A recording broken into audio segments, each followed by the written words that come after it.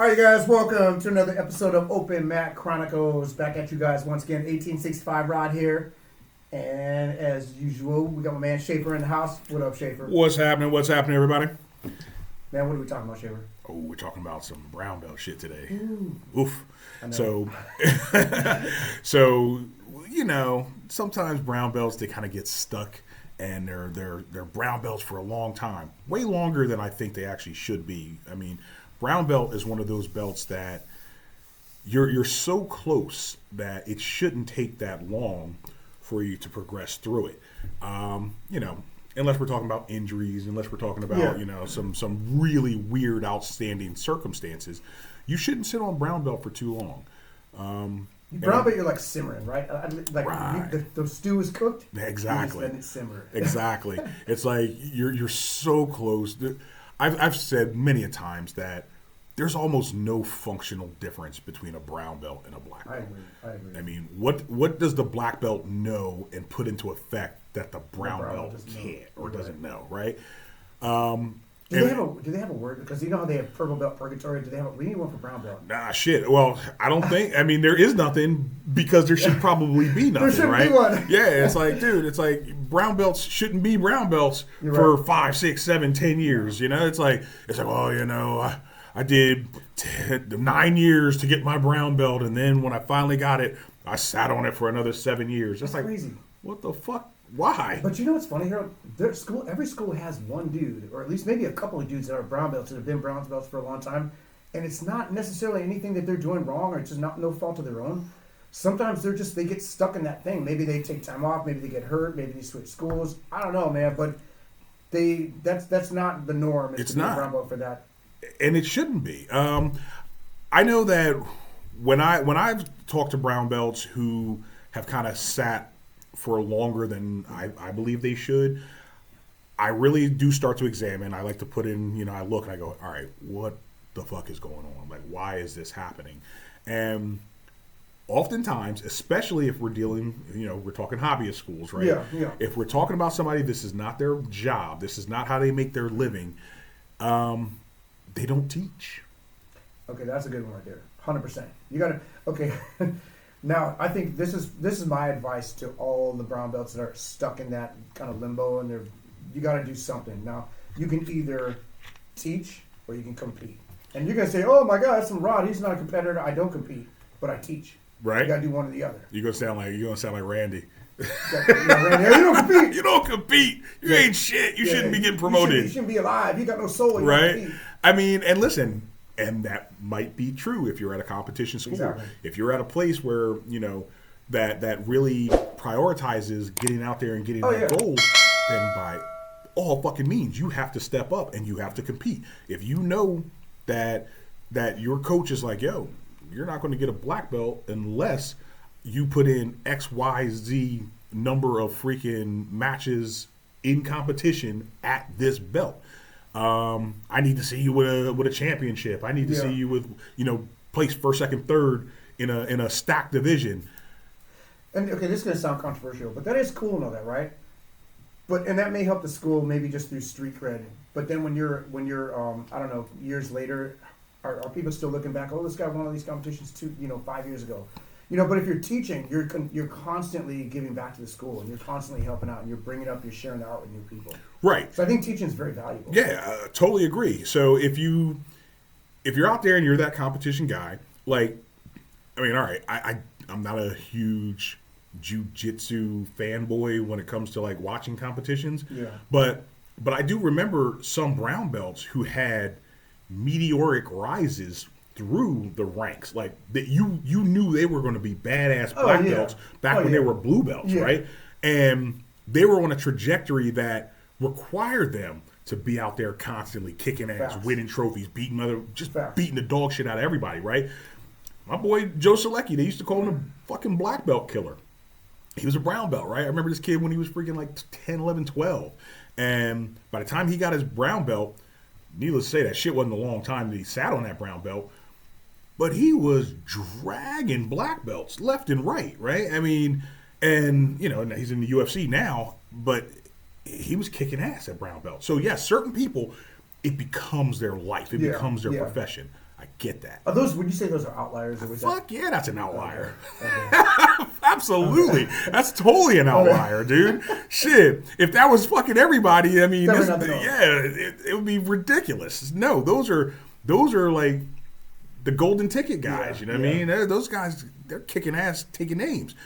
But let's come back to our freaking hobbyist, right? Let's come back to the guy who he's all banged up and shit. His joints are all fucked up because he's been doing jiu-jitsu for 8.5, 9 years. Yeah. And he's like, damn, all right, I'm on it now. I made my brown belt.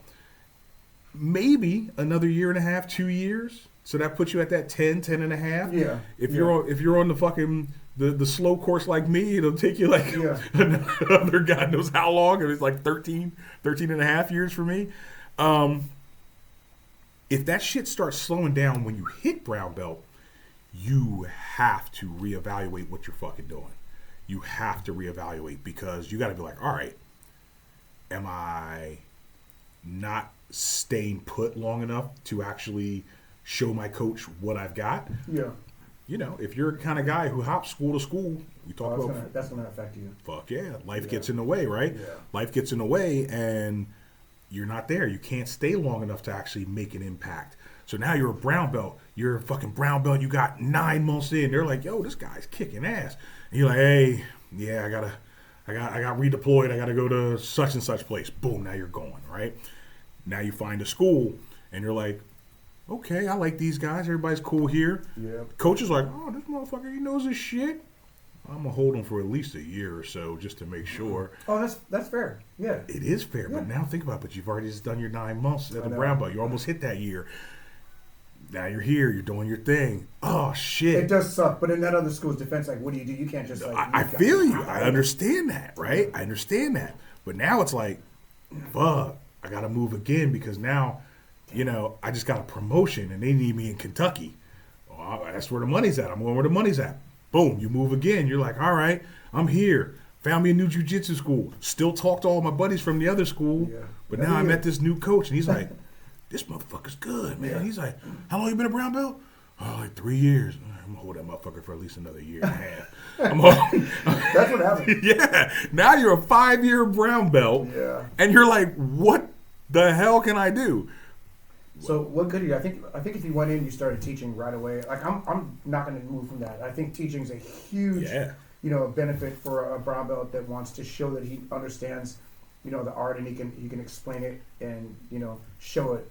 Absolutely. In a meaningful way. That you have to almost immediately hit your new school doing that. Yeah.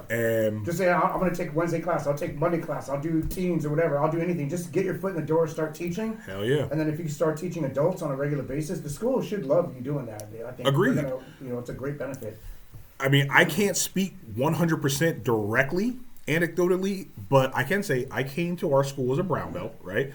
I already had a bunch of years in. They're like 12 years, 13, damn near 13 years in. Came out to California, and I'm like, well, there's 2 ways I can do this. I can stay loyal to the coach that I've been with for damn near 13 years. Shout out John Hassett. Shout out to John Hassett. And I was like, I talked to Gus, and I said, listen, dude, I was like, you're cool as shit. Yeah. Like, I love this fucking school. I'm not going anywhere. This is awesome, right? And shout out to Infinite Jiu-Jitsu in Rockland, California. Come check us out. I was like, yo, I really dig this school. And everybody, but I'm going to fly home for promotions because I'm going to get my black belt. Well, you had history there. I had way too much. Yeah. But had I not been able to do that, you'd be what we're talking about right now. Possibly. You might have been like another 2 or 3 years. Possibly. And had I not... It might have been worse. I don't want to go to the rabbit hole, but... If I didn't fly back, one of the things I would have done, and I would have done it because I'm like, it has to be done, I'm going to teach. I'm going to share the art. So even when I got my black belt, I came back, I started teaching almost immediately, right? Yeah. Because... I didn't want to be the dude who would go, well, this motherfucker showed up, left one day as a brown belt, come back, he's a black belt. He doesn't fucking do anything differently that I can see, which makes sense because I'm just me. I mean, I was already who I was at that point in time because as a black belt, pretty much the same as I was when I was a fucking brown belt, right? But I wanted to make sure that they knew I'm serious about it. I intend on contributing to the school. I started teaching immediately. Brown belt shows up, and he's not going to be able to go home and get promoted. He needs to start teaching immediately. Take a kids class, had them little rugrats running around choking shit out of each other, do something, you know what I mean? Fucking teach a women's empowerment class, teach a self-defense class. I'm dead up. Like, you got to do something. If you need to, you say, hey, listen, I want you to see me. I want to be on your radar here because, you know, I've put in a lot of work. And I'm willing to put in work with and for you. Yeah. Is there a class I can teach? And think about it. There's a lot of guys that maybe you're not going to be that superstar who's like, you're not the, you know, the next freaking Gordon Ryan, right? And those are the guys, unfortunately, that get the spotlight, right? All the killers are in the spotlight. But there could be another guy could be a solid black belt, right? Yeah. He's just not.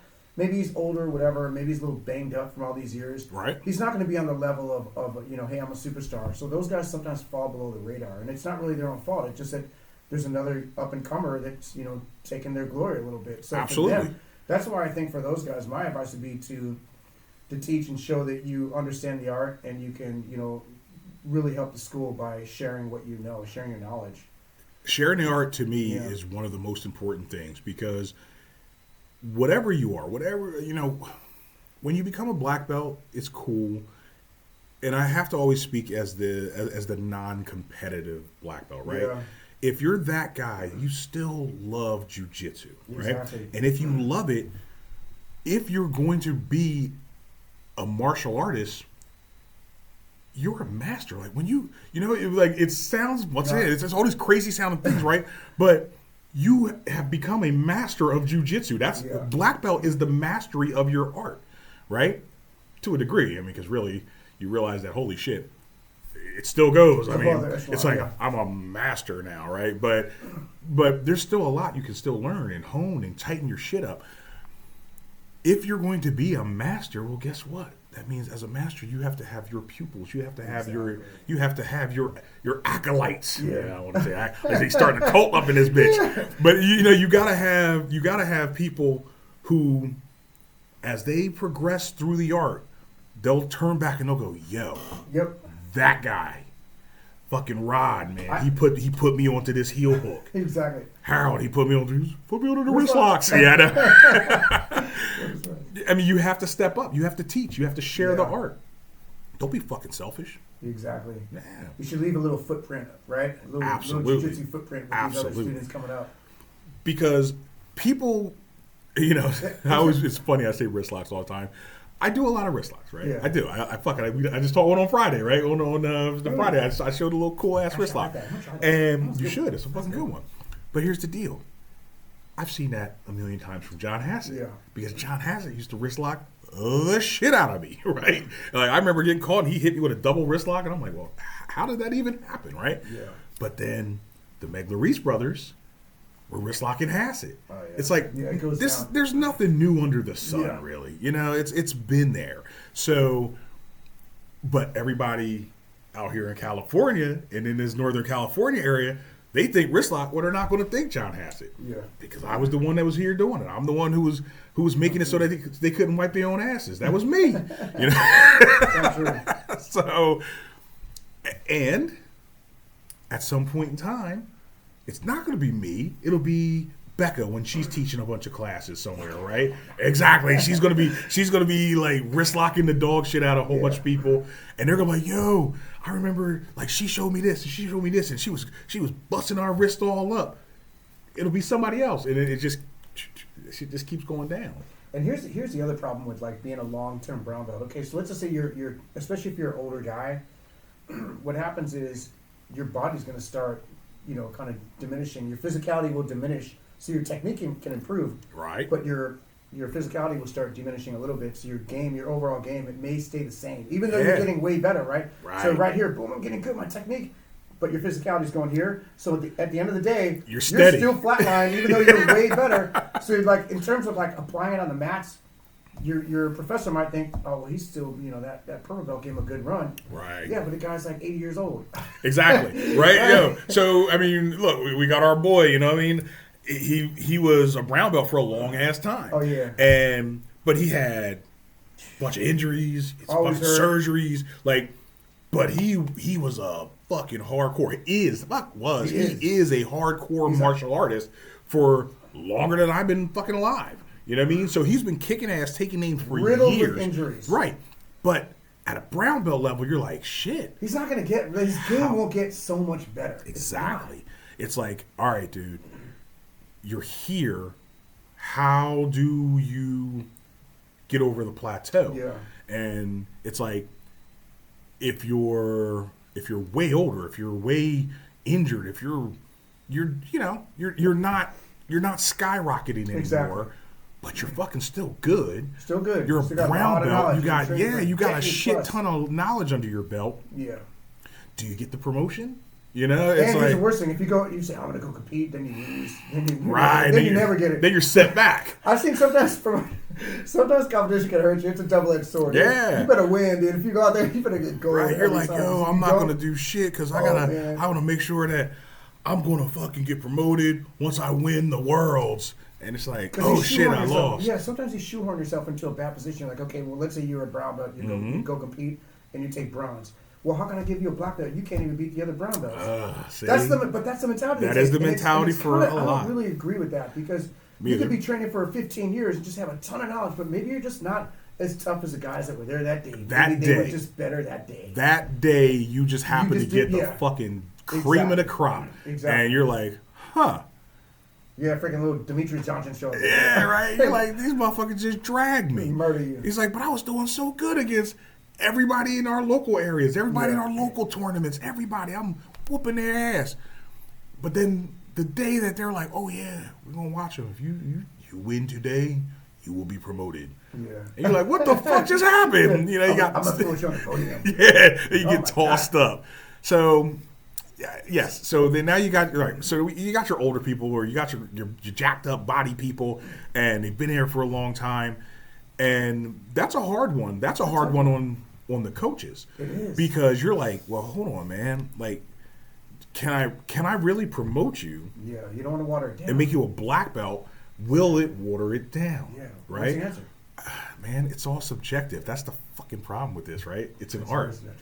Arts are subjective, and it's rough because I can't set one standard. Because look, if there was one standard for black belt, there'd only be one fucking black belt. That's true. You know what I'm saying? It's like, and that one would continually change because he can't be the black belt forever. Exactly. If there's only one motherfucker who's the best and everybody else is just below him, until you beat him. Yeah, right? Black belt. Man, that's like that fucking show, Afro Samurai. You probably haven't seen it. That's my shit. Boy, I'm gonna get you that. I'm gonna get you What year is that? Fucking VHS of that shit. Oh, it is no, it's not a fucking VHS. What era? It came out like 2015 or some shit. Oh, okay. Yeah. But it is really good.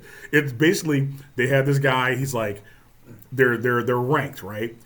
Whoever has the number one headband is just the baddest motherfucker on the block, right? And then you got your number 2, your number 3, your number 4, whatever. Right. So you got all these motherfuckers fighting at the lower levels, trying to get a shot at the king, right? Oh, yeah. So you got this one joker. He's just a BMF, bad motherfucker. He's walking around, and he's number 2 though, and he's just dragging people left and right, walking through town. He's like, "What's up?" And he's got a big ass afro. So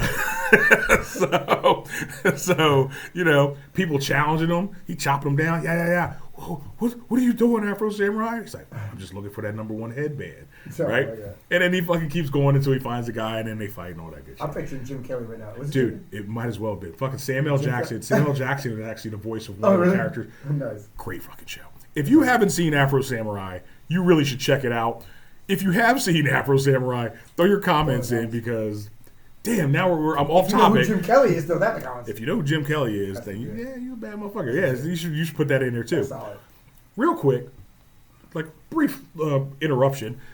We've actually been getting a lot of engagement from people, and it's been really, really nice. Like I'd wake up sometimes 2 o'clock in the morning, and I'm like, oh, let me go downstairs real quick, check something out, and I look on, and I'll say, oh shit, people are commenting on some of our videos, and I love it. It's like I want to. middle of the night, I'll fucking send you something. I'll respond. So that's pretty cool. Thank you guys. It. Yeah, we're paying attention. We're noticing it. Yep. It's really cool. So yes, shoot us messages. Even our boy fucking challenged Rex. He's like, come on, fight me, Coach Rex. That shit was funny, right? I know. So yes. Anyway, and shout out to everybody who's been talking about that when I mentioned you could become one of the most dangerous people on earth. Oh yeah. I got so many fucking responses to that.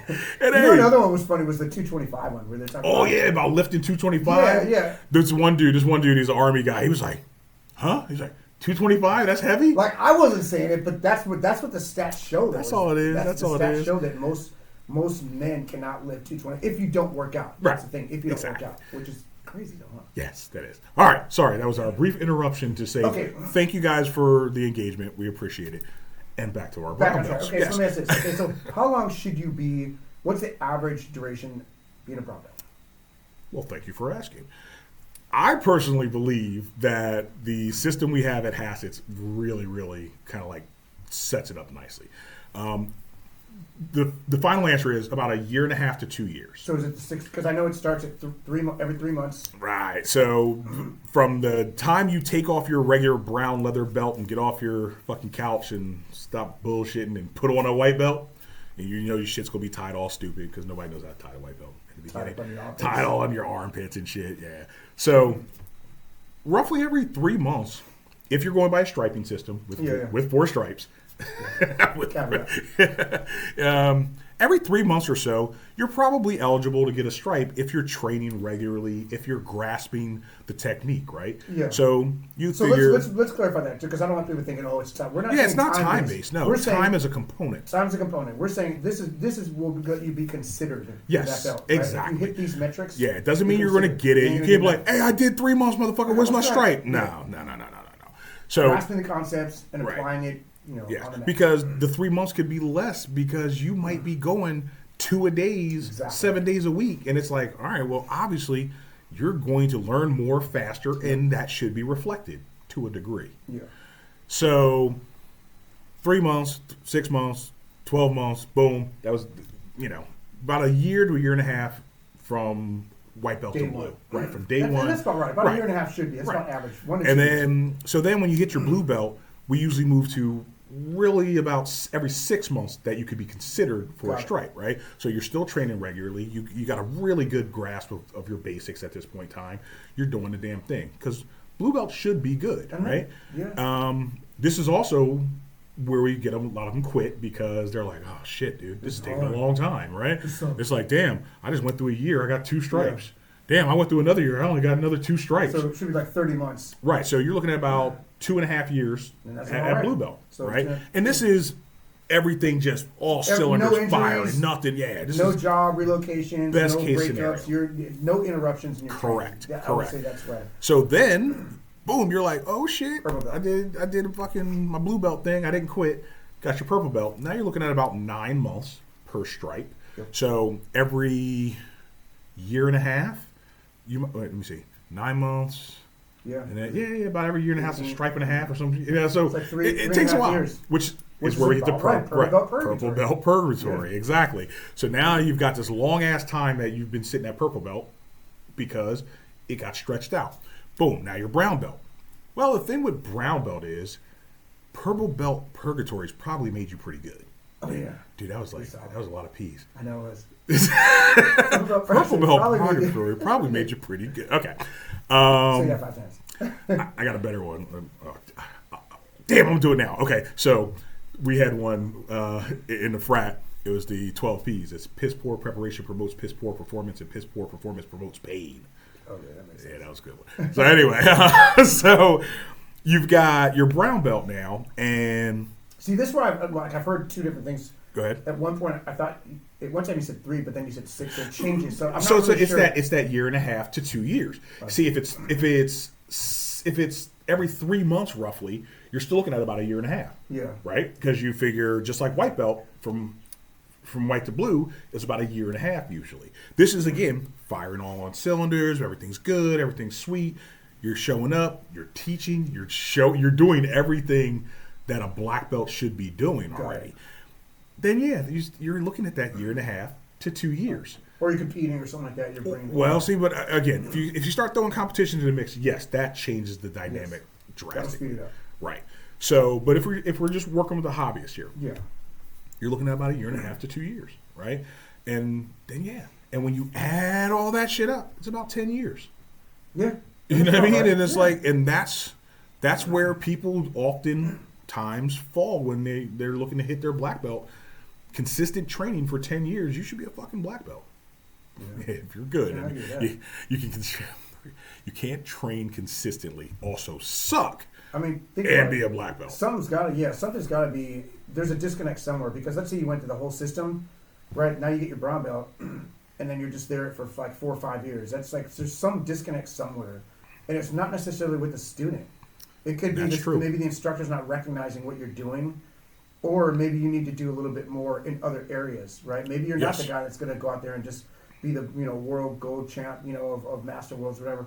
Maybe you're not there winning Pan Ams, whatever, right? And you have to understand that you gotta know who the fuck you're dealing with too. Yeah. Like know where you're at, know who you are, and also if you've been with your instructor, if you've been with that same instructor for that whole time, you should really have a grasp. You should really know where you fall. Yeah. Because if you spent that much time and you've seen all these other people get promoted before you to black belt or whatever, you kind of should have a feel for where your instructor's at and what he's looking for. I think inherently what the instructors do though, they have a they really leverage like how tough are you on the mats at the end of the day. That's okay to do. Yeah, and it has to be like, look, man, you can't have a black belt academically.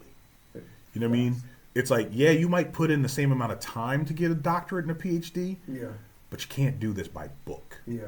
You have to actually fucking roll, right? And then that brings us to a brown belt who just will never get their fucking black belt. Oh my God, are you serious? Yeah, because here's the deal. Oh, this is getting awkward. I mean, listen, it's uncomfortable, don't be sad. Don't be sad. It's like these people exist, and they're going to exist. Because remember we talked about it, we were like, almost no one quits at brown belt, right? But you can be discouraged enough to go, man, this is just fucked up. I'm done. I'm not going to keep doing it. Well, if you are out here, you're training, and you might feel that you're training, hard and to the best of your ability and all this good shit, but you might have to really take a step back, reevaluate how much work are you really putting in? Like, are you a brown belt who can't fucking do a scissor sweep? Are you a brown belt who doesn't know how to do a UPA? Are you a brown belt who really can't even run the warm-up class? Because, you've, for whatever reason, you've gotten through, but you're not doing enough to really show that you're trying to get to that next level. You know what? Here's the funny thing though, because I know some brown belts who are solid, like their fundamentals are really good, but they're not doing all the new fancy stuff, right? And sometimes the instructor will hold that, like, oh, you got to do this, you got to do that, you got to do all these new moves that maybe this doesn't fit into the guy's game, right? And I don't think that's fair. That's the problem I have, because I know some solid brown belts, man, that like. They're not doing freaking going inverted and barambolas on it, but they'll do, like you said, they have a great umpas, mounts. They know all the fundamentals. They'll wreck shop on you with those moves. And here's the deal: to be a black belt, you don't need to know a million different moves. You need to know your subset. You should understand them. Yes. You should be able to say, "Oh shit, this is happening to me." This is a barambola coming right here. Right. I know this is happening to me. I'm not going to do it. I'm not even going to teach it because I don't like it. But if it starts to happen, I'm like, "Oh shit." Yeah. Here's how I defend. Here's how I do this.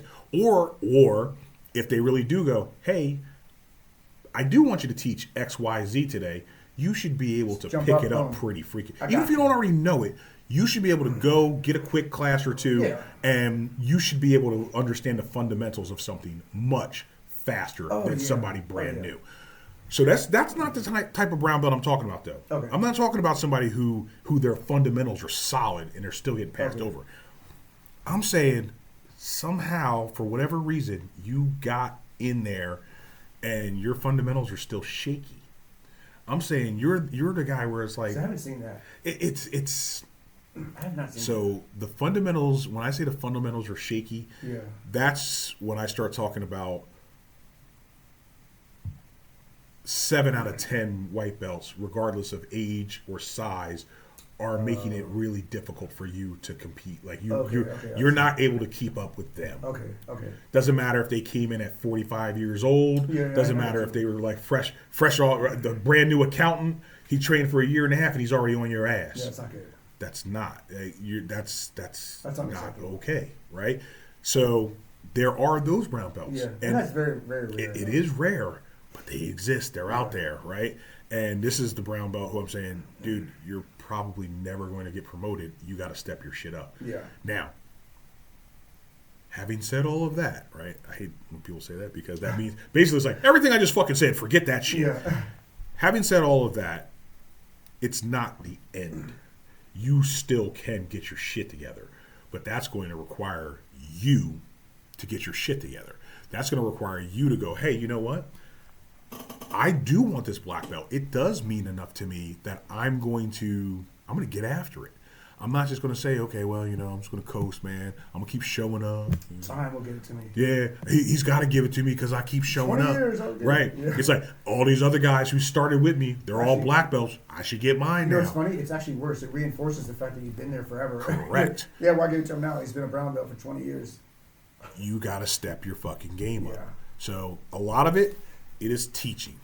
Another part of it is bringing that intensity. I'm not saying hurt people. I'm not saying, I got to become the mat bully. No. What you should be able to do, though, is take a couple of white belts under your wing, Yes. do the Adopt a White Belt program, Yeah. and make them little mini-me's. You know what I mean? Exactly. It's like, here's what I'm going to do. I'm going to show this, that, and the other thing. I remember Trevor was getting real close to getting his promotion when he was a brown. And I'm like, dude, you should teach more. I was like, just my suggestion. Now, here's the thing. Trevor can beat the dog shit out of all of us. Yeah. Right? He did, actually. My knee still hurts. Just fucking Friday, Holy right? Crap. It's one of those taps where, when you're falling down, like, tap! Yeah. Oh, my God. Damn, Trevor. It's like, if you didn't yell, you're about to be fucking, I'm about to wheel your ass out of here. Crap. Yes. So, some people are awesome when it comes to dealing with their own shit. They'll learn it, they'll apply it, but can you share it? And that was one of the things I was like, yo, start teaching, dude. I was like, just jump in there and start teaching classes. He did that between brown and black. Boom. Yeah. I mean, he was going to get it regardless. Yeah. But I think it helped. It helped in his growth, right? Because like I said, he's a badass. He'll beat you the fuck up. Now he just organically, he taught. And now he loves teaching. Yeah, he likes it. Just like whatever, it's not nothing formal, but I'll show some stuff. Yep. We do, and he shows it. He's got a lot of knowledge. Yeah. And then our other boys, Mike, right? He jumped in and he was like, I put him on the fucking spot, dude. Like, I put him on the spot, right? I'm chilling. I had my class lined up. I knew what the fuck I was going to teach and everything. And I saw him come in, and I was like, hey, man, fuck my class. I said, hey, what do you got? I said, what's up? I said, teach a class. I was like, you got something? I was like, class is yours. Just pick whatever your favorite moves are and go. And it was like, oh shit. He didn't go like deer in the headlights. But he was like, oh shit, I wasn't expecting that. And I'm like, you did a good job though. Yeah, I was like, what do you got? He's like, oh fucking no. I was like, all right. I was like, well, fucking teach something. I was like, I was like, teach something. Yeah. Dude, and he hit the fucking he hit this badass guillotine that he showed, and he did the fucking Peruvian necktie. Yeah. And he did wonderfully at it. Like, he did a great fucking job. And I made sure I was passing that along, right? Yeah. I'm like, yo, dude, I'm like, we got to get our brown belts. We got to get them tightened up. They need to be instructors. You got to teach. You got to share the art. So if you want to get promoted, you have to share the art, or you should share the art, right? You can be a stingy motherfucker and just keep it all to yourself and shit. Either be a Trevor or share the art. And I don't mean that Trevor's stingy. I'm just saying he's not stingy. No. I mean in the context you have to be able to just murder everybody. Oh yeah. Do that, or which most people aren't. That's most people are not that. Nah, we all like to share. Share the art. We like to share, man. It's good shit. Yeah, I mean that's I think that's pretty much most of the brown belt fucking turmoil that happens, right? It's like, oh, how do I get promoted? That's how you get promoted, man. Like, You gotta make a change. You gotta break the mold. Somehow there's a perception of you, and you have to shatter that. Yeah. You gotta shatter that your professor's perception of you and do something just different. Right. Whatever it is. That's it. It's doable. Yeah. It's doable, man. Like, it's totally doable. Don't be discouraged. Fucking. I did it, like, cause I was one of those guys who was like, I was always falling below the radar. Yeah. Like, cause when I was there, we had all these killers, dude. I was saying to you too. Oh my teach. God. I was like, you gotta fucking teach. Bro, look who we had. Freaking who do we have there? When I was training, we had little who's the little kid? Nate's little kid. We had Nate's, we had Captain Dan. We had Austin. We had all these like really really talented guys that were just like way better than me. And I'm like how do you stand out? Me. Yeah, I ain't stand out against you guys, dude. So I had to find a way to stand out. So I started teaching. You know, and that's what Actually, they left the school too. So after that helped. And then thanks you guys for leaving. That helped me a little bit. I guess. Okay, wait a minute. That's the other cheat code. That's the one last cheat code. Shout out to all those guys, man. You know, go black guys. If you get some of the top guys and they happen to fucking leave, get them out of there. There you go. No, but I'm joking aside. Seriously, you got to find a way, because seriously, he still wasn't looking at me. You know what I mean? I was just the other guy. He was looking at. I think I might have been a purple belt or something about that time, or maybe I was a subtracted purple belt. But yeah, I think I was, because when I got my brown belt, I started teaching. Right. But I do remember I did a class at purple belt. Yeah. And I was like, okay, I could probably do it. And now, man, people fucking classes. flock to your classes. Yeah, they like it, people man. flock to your classes. Try to keep it simple, man. Hell Just yeah. do the basics. Keep it simple, stupid. Yeah. That's it. And then, I try to teach a class and I try not to curse at everybody, but I don't know. I can't fucking help it. That's all good. So anyway, listen, we want you guys to all get promoted. We want you guys to work your way through. And now you might be like, I'm a white belt, man. Why does this fucking particular podcast even matter to me? Because you're not going to be a white belt forever. Yeah. It'll matter at some point. It's going to fucking matter, man. And you might as well just get your mind right now. Just understand that, listen, I'm going to have to keep doing this. I'm going to have to share the art. What do I say? There's a few things I always tell people, right? I'm like, check your ego at the door. That way you can get in here. Yeah. You can be willing to learn some stuff. You can take your lumps. You can take your ass beatings. Check your ego at the door, right? Then there's like, get comfortable being uncomfortable, because you're going to get put into positions that, maybe it's outside of your normal wheelhouse, and that's okay, right? So I'm telling you, this is good advice from white belt on up. Oh, yeah. Right? Get outside of that wheelhouse so that you can say, okay, damn, you know what? My instructor asked me if I could help out with the fucking kids class. Yeah, I got time, but I'm scared. I never taught anything. Dude, they're fucking kids, man. They don't know shit, right? They can't even tie their fucking belts, right? Yeah, like, you tell them some shit, and they're like, okay, and they'll fucking run around and they'll do it. Yeah. So fucking jump in. Facts. That's a very forgiving class. That's a very forgiving class. So check your ego. I still like my method. Remember what's the Olympics when the one girl, Nancy Kerrigan?